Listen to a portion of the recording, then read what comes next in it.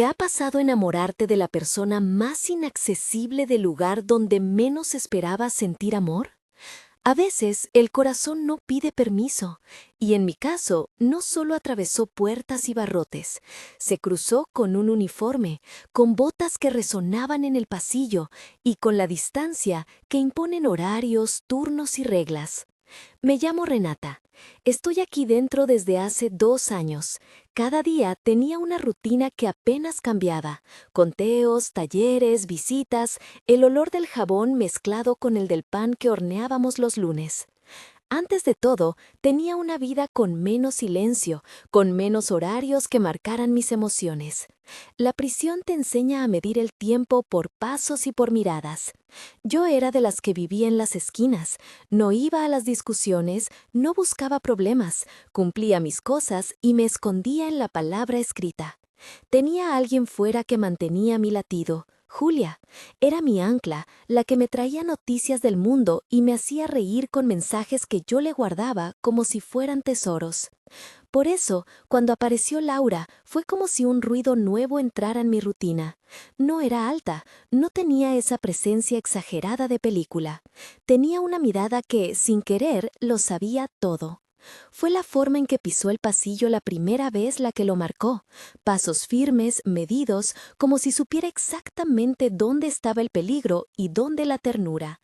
Llevaba el uniforme impecable, la credencial colgando del pecho y un abrigo que siempre parecía recién planchado.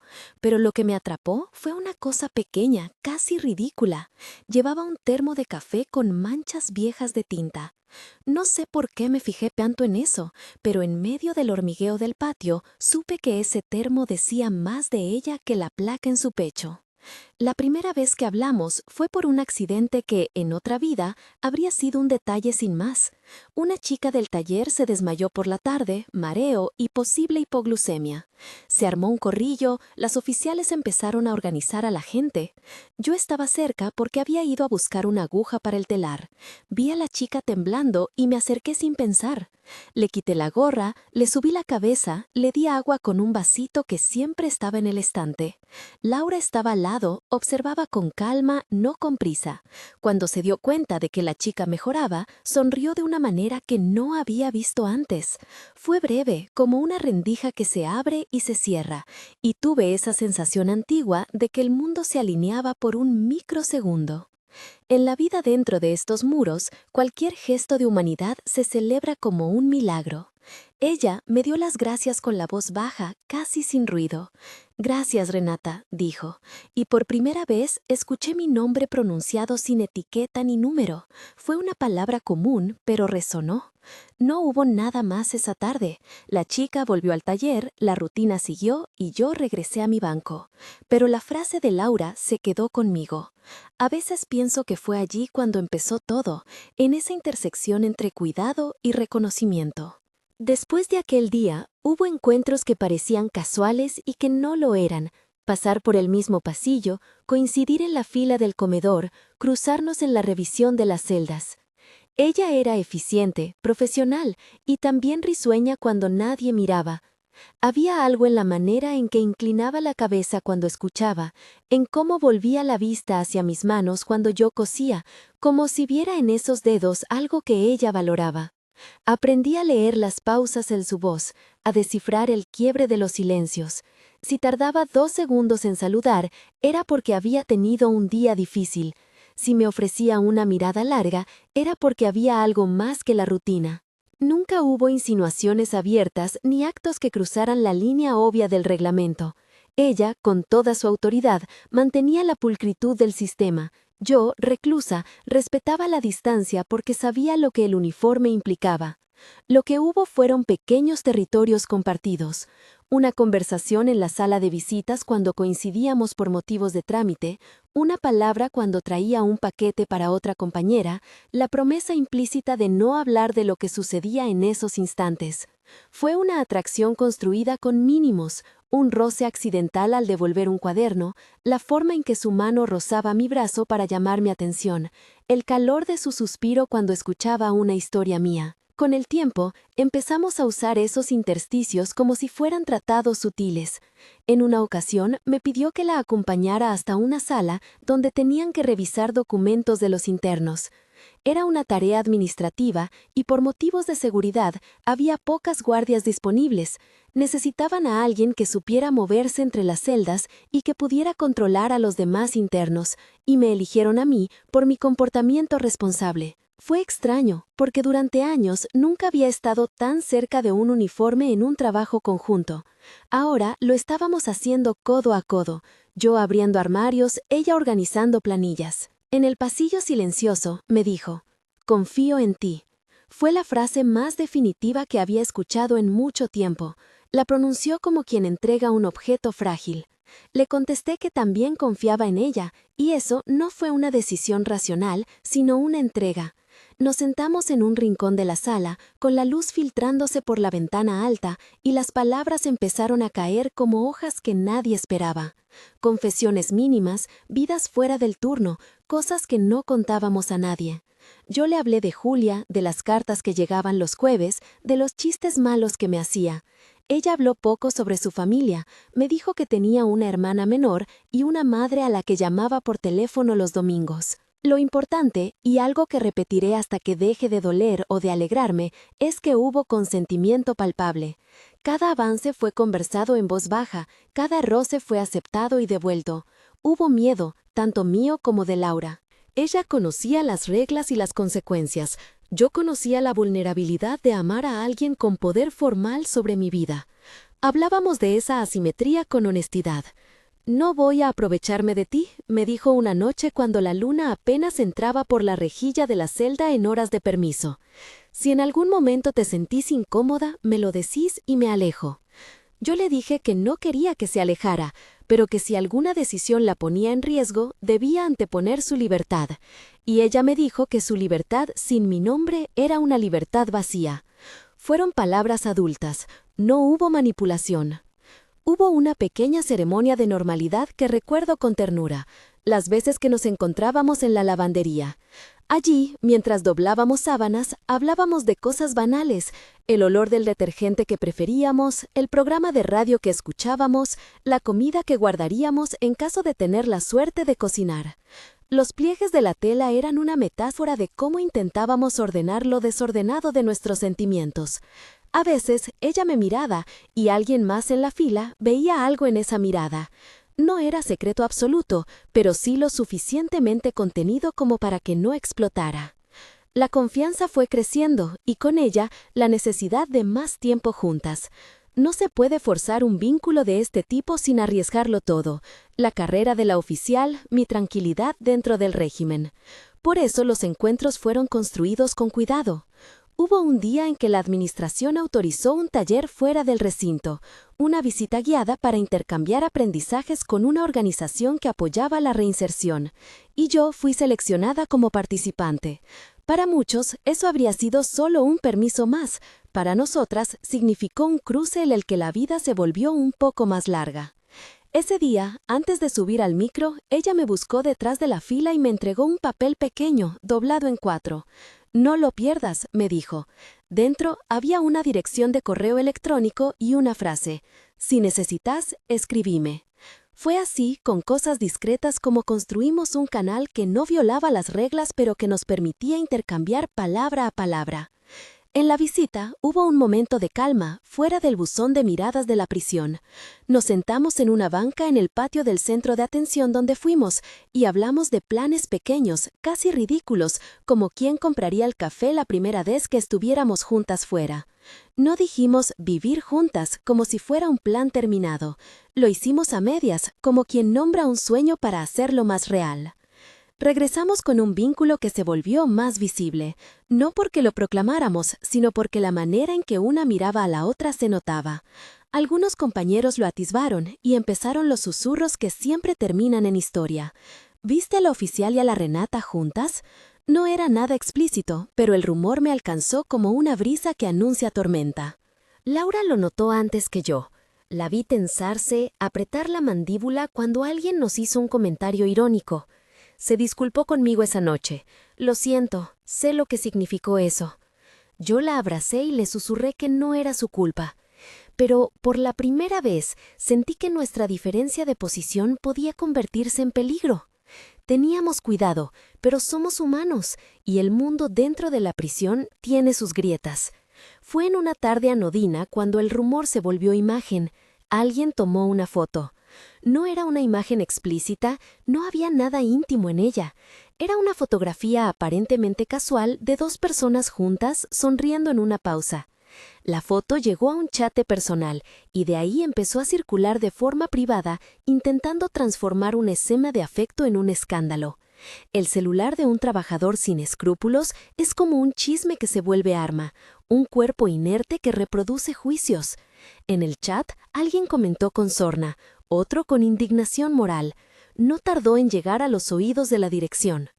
Cuando la vi a ella recibir la notificación, una llamada, un mensaje, su rostro se hundió.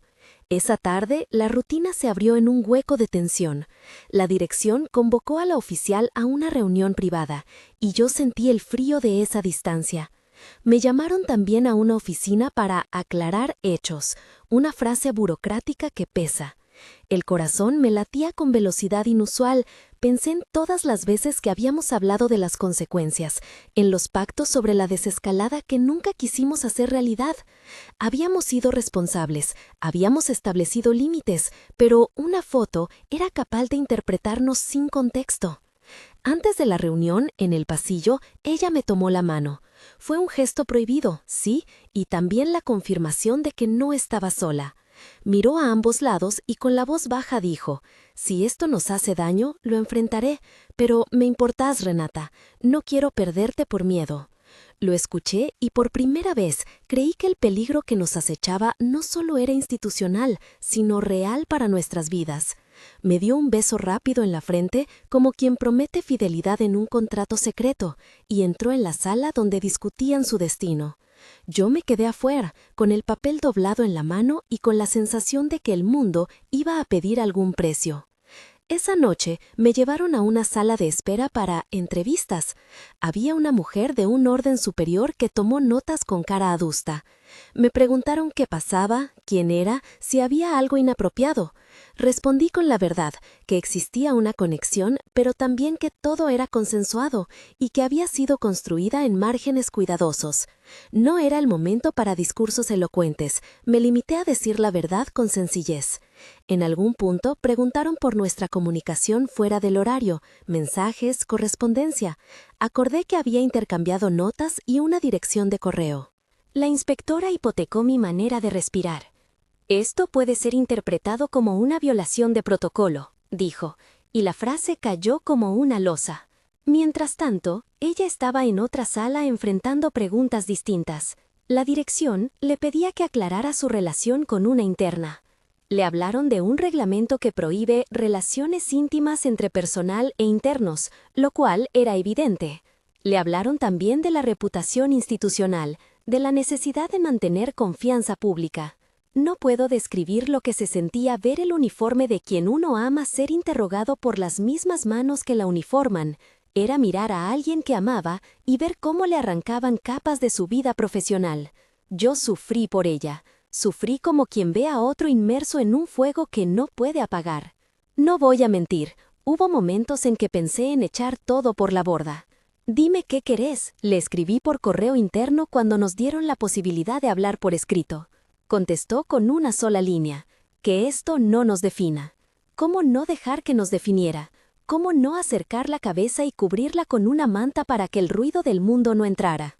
Mi respuesta fue salvar las pequeñas cosas. Una promesa, una nota, una fantasía. Pero el ruido afuera ya había comenzado. Gente del personal empezó a husmear. Algunas internas se acercaban con ojos curiosos, otras con juicios. Sentí la dureza de lo que habíamos hecho. Amar en un lugar que no tolera ese tipo de encuentro, aún siendo consensuado, era colocar tus sentimientos en una línea de fuego. Julia, por su parte, se convirtió en mi sostén desde fuera. Ella escuchaba las novedades que llegaban en mis cartas y me contestaba con certezas que, aunque a veces eran puras palabras, me sostenían. «No estás sola», me decía, y me recordaba que las decisiones difíciles también pueden ser las verdaderas. Me pedía calma y, por si acaso, me ofrecía su casa si alguna vez existiera la oportunidad de salir juntas. Tenía esa lejanía que consuela, un territorio donde aún no nos podían forzar a obedecer reglamentos. En los días siguientes, las conversaciones de pasillo se volvieron tensas. La dirección organizó una reunión con las oficiales para recordar el protocolo. Fue una escena que cortaba todas las caras serias, las advertencias, el discurso del director sobre responsabilidad. Laura se sentó erguida y me miró una sola vez desde lejos como quien dice, «Aguanta». No supe si era una orden para mí o una promesa para ella misma. Salí de ahí con la sensación de que algo se iba a romper, y eso no era solo una metáfora de nuestras vidas, era una sensación física, como si un cable tensado se cortara. Pero entre la tensión y la posibilidad de sanciones, hubo gestos que mostraban una ternura radical. En una de las noches en que la ansiedad me pesaba, ella pasó por la galería donde estábamos asignadas para los talleres con una sopa en vaso térmico. Se acercó sin hacer ruido, me dejó el vaso y me dijo, «Pensé que te vendría bien». No hubo un público, no hubo una escena, sino una entrega íntima que dijo más que cualquier palabra. Tomé el vaso y sentí que era otra vez la primera vez, algo simple que tenía el poder de sostenerme en días difíciles. El peligro no anuló la ternura, la amplificó. Aún así, la foto había generado movimiento institucional. Empezaron a pedir testimonios a quienes nos habían visto. Hubo inspecciones, llamados a entrevistas y una atmósfera de desconfianza que empezó a envolvernos como una cortina. Los que nos miraban parecían buscar evidencia de transgresión, no de consentimiento. Sentí en muchas voces el tono moralizador, juzgaban sin preguntar. En las caras de algunas internas noté envidia, en otras una especie de solidaridad velada. El escenario se había vuelto complejo y nadie parecía tener un manual para amores de este tipo. Una tarde, después de una jornada interminable, Laura apareció en la puerta del taller con la cara pálida. Tenía un papel doblado en su mano y su respiración parecía cortada por el peso de la noticia. «Nos piden que comparezcamos mañana ante la dirección», me dijo. No necesitaba explicar más. Sentí el mundo flotar y regresé a la celda con la sensación de que iban a pedirnos que eligiéramos entre lo que éramos y lo que la institución espera. Caminé los pasos que solían ser mi ruta de siempre con la cabeza gacha, pensando en los posibles finales. Que ella renunciara, que me movieran de pabellón, que nos separaran de forma oficial. Cada alternativa tenía su factura. Esa noche no dormí, me hice amiga del silencio y examinaba cada gesto que habíamos compartido buscando pistas, buscando errores. ¿Habíamos sido imprudentes? ¿Habríamos subestimado la capacidad del chisme y la fotografía para transformar una historia en una acusación? Pensé en todo, en las manos que tantas veces rozaron la tela de su uniforme, en la manera en que sujetaba mi barbilla para que yo la mirara, en la promesa de que si algo nos hacía daño lo enfrentaríamos juntas. Eso no cambiaba el hecho de que la realidad nos obligaba a decidir. A la mañana siguiente, antes de la audiencia, ella me dejó una nota escrita a mano que aún conservo doblada entre las páginas de un cuaderno. Solo decía, «Si esto nos separa, sabe que lo que sentí fue real». No había grandilocuencia, había verdades simples. Le contesté en el papel que lo mismo sentía y que, pase lo que pase, no me arrepentiría de haber conocido su ternura. Fue una carta corta, adolescente quizá, pero sincera. Llegamos a la sala y todo el protocolo se desplegó. Preguntas medidas, rostros de quienes tenían la autoridad para decidir, el run-run de los papeles. No voy a narrar cada interrogatorio con detalle porque la distancia fría de una crónica oficial no dice lo que se siente cuando te preguntan por tu corazón. Lo que sí puedo decir es que en algún momento la dirección habló de riesgo institucional y de la necesidad de preservar la integridad del centro. Fue una frase que parecía cubrirlo todo con una manta y al mismo tiempo dejarnos afuera en la intemperie. Al terminar la reunión, nos ordenaron esperar decisiones administrativas. Nos miramos una última vez antes de separarnos. Su mirada me pedía coraje, la mía le ofrecía paciencia. Nos dijeron que habría consecuencias y opciones sobre la mesa. No supe si era una forma de advertencia o una grieta por donde podíamos negociar. Salí de la sala con la cabeza pesada y con el sonido de las voces oficiales aún en los oídos. En el exterior, en el pasillo que llevaba al patio, me topé con una compañera del taller que me ofreció una sonrisa cómplice. «Si necesitas algo, avísame», susurró. Ese simple apoyo me dio ganas de seguir, de no dejar que el miedo nos determinara. Pero lo cierto era que algo importante se había puesto en movimiento, reglas, protocolos, rumores, y con ello el futuro se había vuelto una incógnita. No puedo decir en esta parte cómo termina todo. Puedo decir que nos ordenaron guardar distancia temporalmente, que por primera vez en semanas no nos vimos durante varias horas seguidas, que mis manos buscaron la nota de Laura y la sostuvieron como si fuera un salvavidas. Sentí tanto miedo como amor. Era una sensación extraña, ambivalente, que ardía y curaba. Y supe, con la claridad de quien ha amado sin retorno al punto de resignarse a perderlo todo, que la próxima decisión iba a ser difícil. Había cartas sobre la mesa, una que yo no había querido jugar hasta entonces, y el tablero exigía una jugada. Esa noche escribí una carta a Julia, le conté lo que sabía, le pedí que si acaso teníamos que enfrentar algo serio, que me buscara una abogada. Ella respondió con calma: «Conozco a una que podría ayudarnos, se llama doctora Elena. No prometo nada, pero al menos que nos prepare». Fue la primera vez que pensé en la posibilidad de llevar esto a manos profesionales. Hasta entonces había sido una intensidad doméstica, íntima. La idea de traer a una figura legal me dio miedo y esperanza a partes iguales. Miedo porque implicaría formalizar algo que había tratado de mantener en el terreno de lo humano.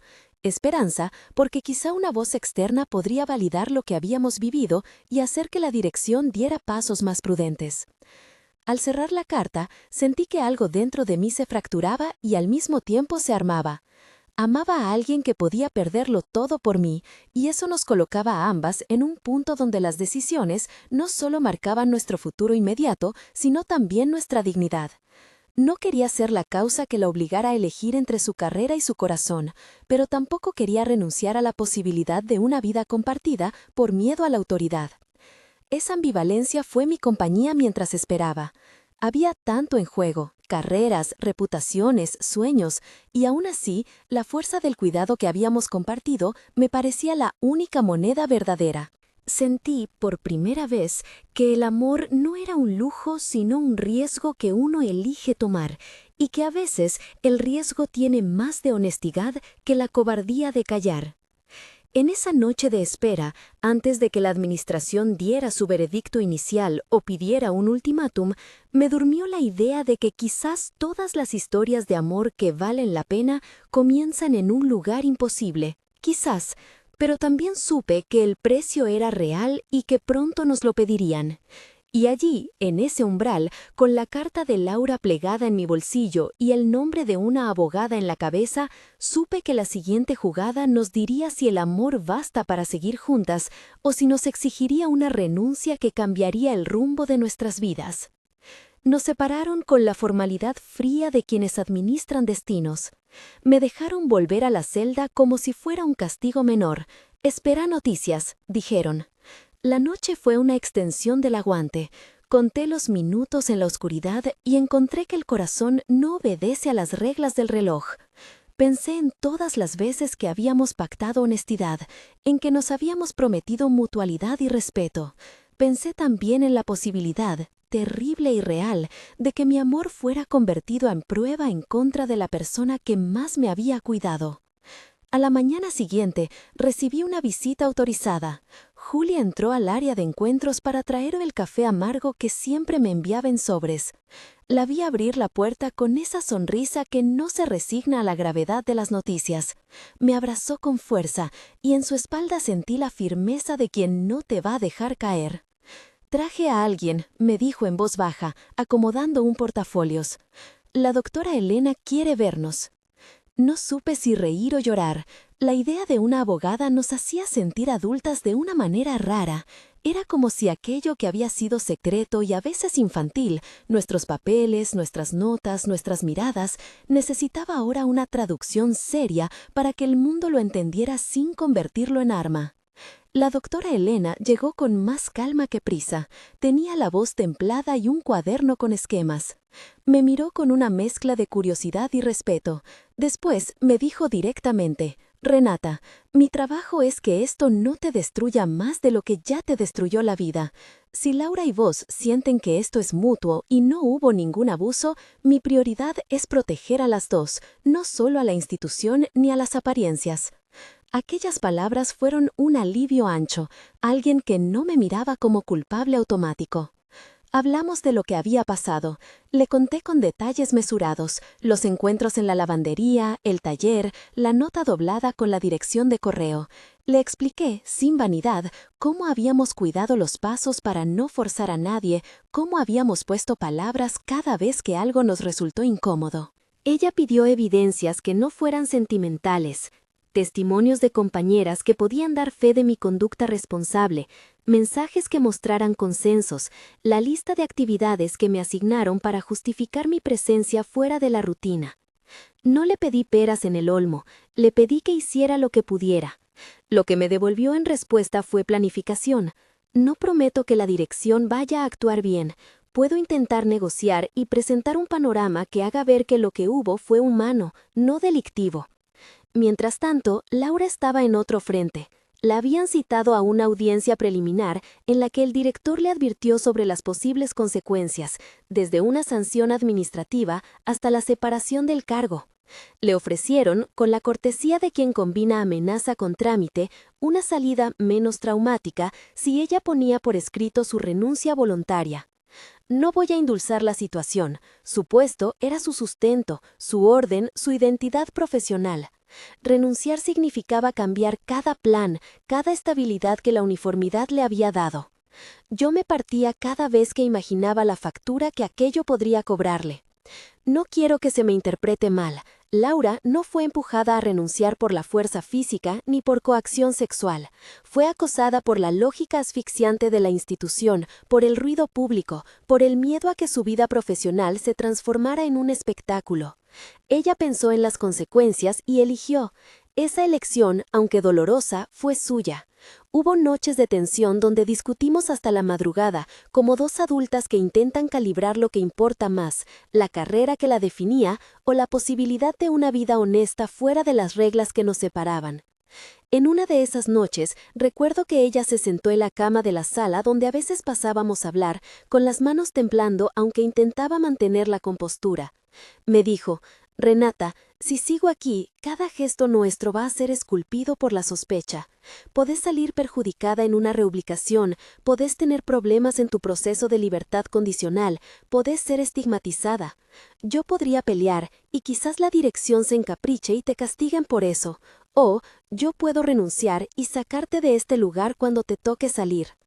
No me dijo deberías ni te obligo, me dio una opción dura, directa y tremendamente humana. Lloré, ella lloró también. Hablamos largo, hablamos del miedo de perder todo, de la vergüenza que nos podían imponer por vivir algo que para nosotras fue cuidado. Hablamos de la posibilidad de que la dirección, por orgullo institucional, quisiera convertirnos en ejemplo. Hablamos de cómo la sociedad juzga a quien se atreve a amar fuera de la norma. Fue un diálogo adulto.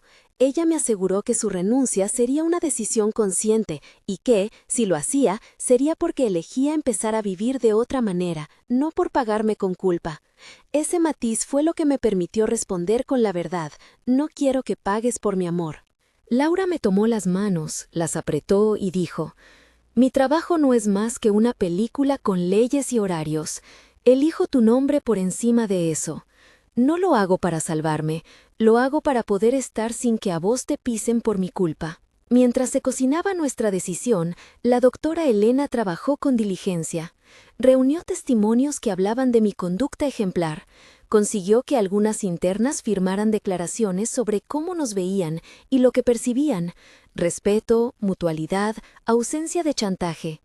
Reunió además pruebas de que el intercambio de mensajes no tenía contenido manipulador ni había habido compensaciones. Eran notas, frases, planes sencillos.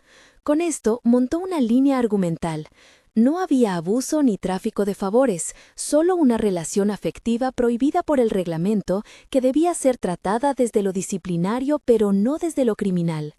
Lo que la doctora Elena no pudo borrar fue el prejuicio que se había instalado en algunos pasillos. La dirección organizó un encuentro final para comunicar su posición. Había burocracia en la sala, el director, el jefe de seguridad, una representante de recursos humanos. Nos llamaron por separado y luego nos reunieron frente a un protocolo que parecía un manual de limpieza moral.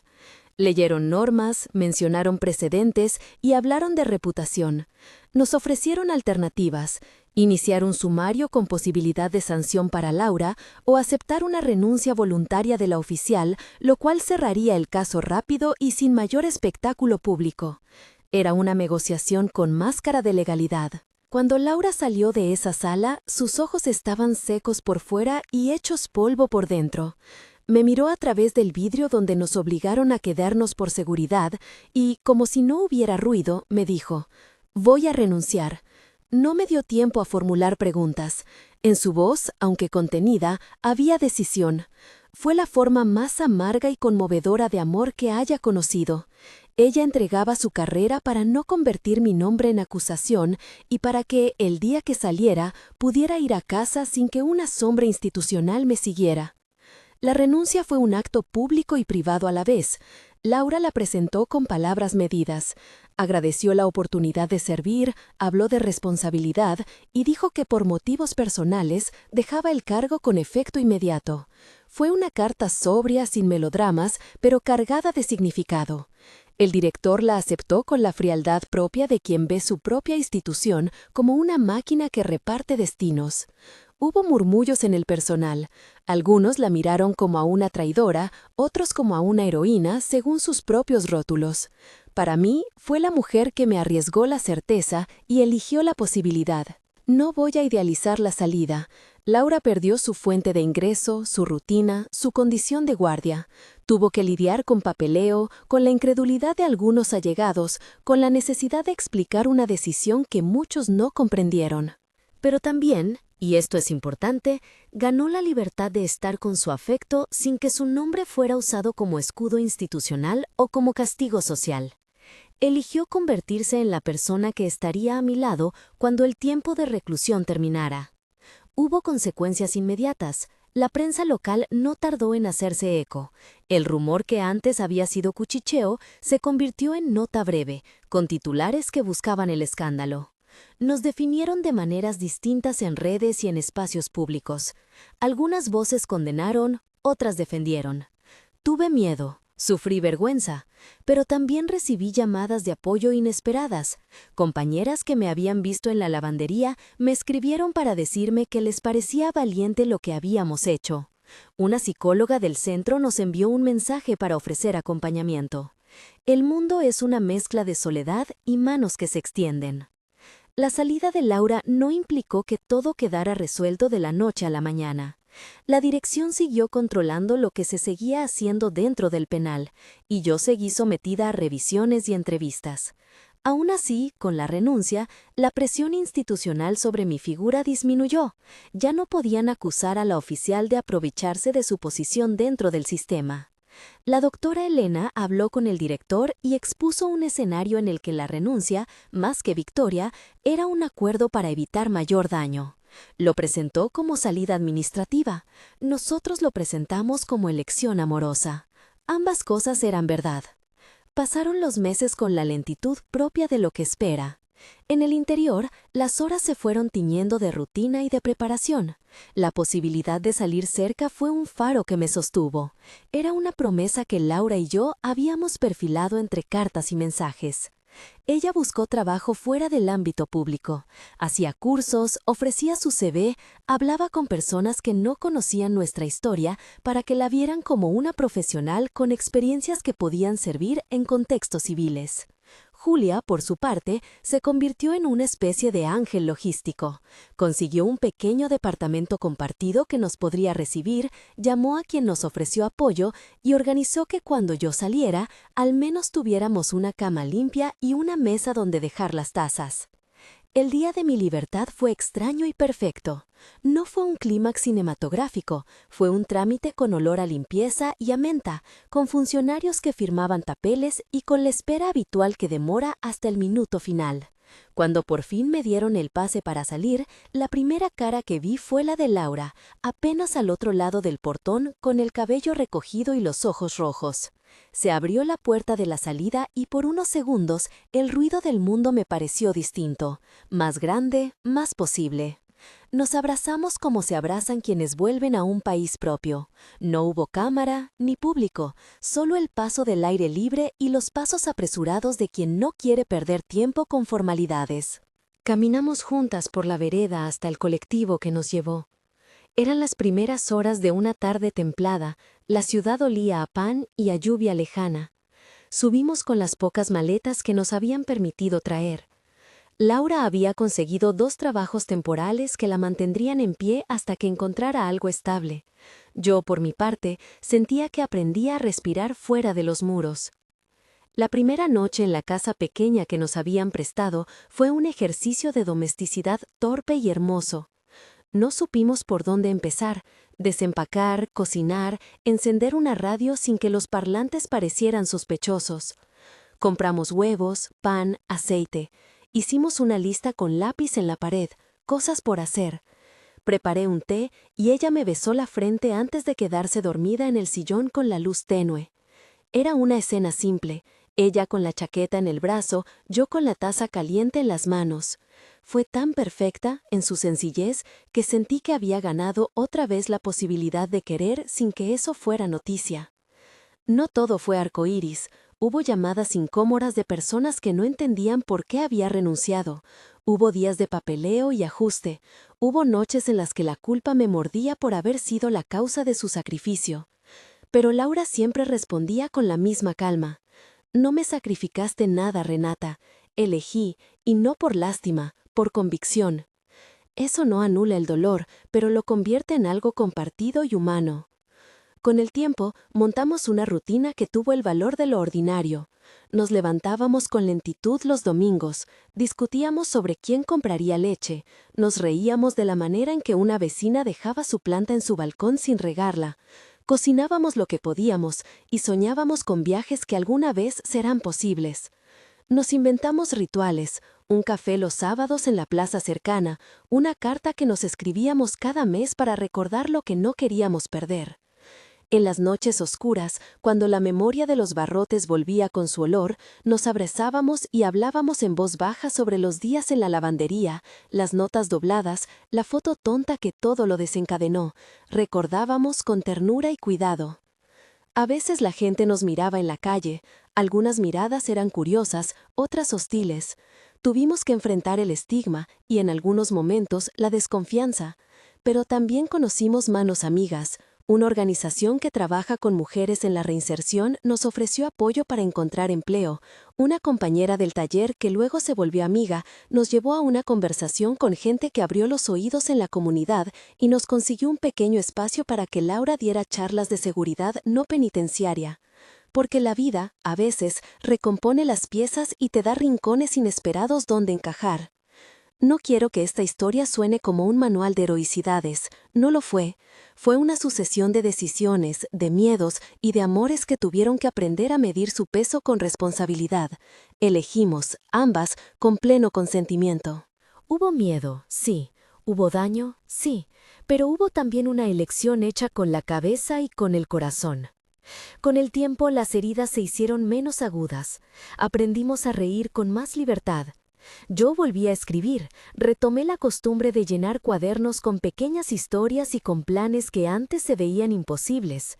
Laura encontró trabajo en una organización no gubernamental y, aunque sus días cambiaron de uniforme a ropas civiles, seguía llevando esa misma entrega que yo había conocido en los pasillos, disciplina, ternura y un sentido del cuidado que no perdió por haber dejado el cargo. Un día, mientras preparábamos café, la miré con esa mezcla de incredulidad y gratitud que todavía me invade a veces. Le dije, aún me sorprende que nos hayamos encontrado. Ella sonrió, con esa sonrisa sobria que no necesita más adjetivos. A mí también, respondió. Nos quedamos en silencio, disfrutando de la calma.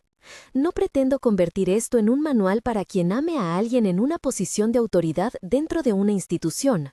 Cada historia tiene sus contextos, sus riesgos y sus límites. Lo que sí puedo afirmar con la certeza de quien vivió esto es que el consentimiento, la honestidad y el respeto salvaron lo que pudimos salvar. Decidimos hablar, decidimos ser transparentes y, sobre todo, decidimos no dejar que la vergüenza nos dictara el final. Laura tomó una decisión que cambió su vida. Yo tomé la decisión de no dejar que ese gesto fuera en vano. Juntas fuimos reparando las costuras de un día a la vez. Si algo quiero dejar aquí al terminar este relato es esto. El amor no es simple, y mucho menos cuando se gesta entre reglas que quieren convertirnos en ejemplos o en advertencias. Es complejo, exige decisiones y a veces sacrifica seguridades. Pero también es capaz de sostenerse en gestos pequeños, una nota doblada, una sopa entregada sin ruido, una renuncia que no es derrota sino posibilidad. Si llegaste hasta acá y sentiste afinidad con la historia, contame. ¿Crees que el amor merece renuncias así o que hay otras formas de protegerse sin perderlo todo? Deja tu opinión en los comentarios. Me interesa saber cómo ven ustedes estas decisiones difíciles.